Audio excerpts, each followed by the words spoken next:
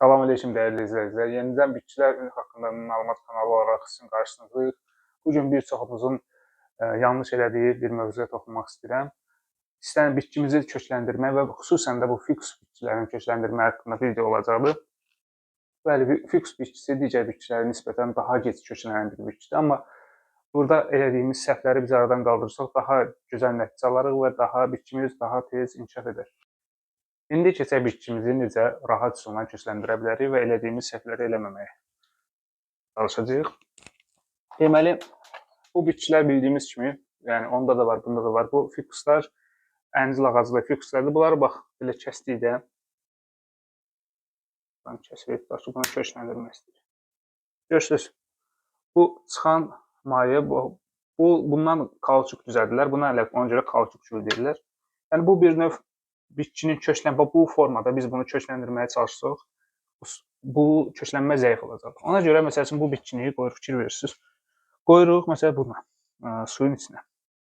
Suyun içində bir 2-3 saat qaldıqdan sonra artıq yəni bu təmiz o çəkildikdən sonra bax fikir verirsiniz mayəyə bax.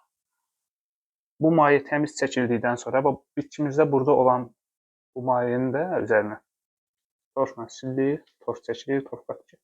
Buradan yəni gələcəyinə bakteriyalar bitkimizi korlandırmasın. Bitkimizdə bax bu formada suda qalır bir müddət. Bu maye görürüz ki, artıq təmiz gedib. Ondan sonra bitkimizi yenidən başqa bir qabda, hələ həmin qabda başqa suda necə olacaq? Su yəni krankdan birbaşa süzülmüş bir su olmayacaq. Su saxlanılmış su olacaq. Ən azı bir gün, 2 gün o suyu saxlayırıq. Çünki bizim sular xlorlu sulardır. Bitkiyə zərər verə bilər. Və bitkinin deməli orada lazımdır oksigen olsun. Ona görə də su azaldıqca bir müddətdən sonra su davamlı şəkildə tənzimləmək lazımdır, suyun dəyişmək lazımdır.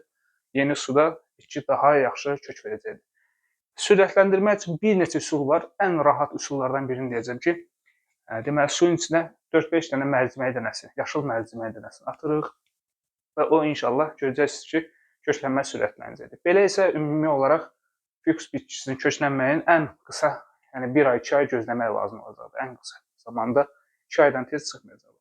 Amma bu cür gözəl bitkiləri sırf gedib təzə gül almaqdansa, kimdənsə belə yarpağın, budağını götürüb əkməkdə olar.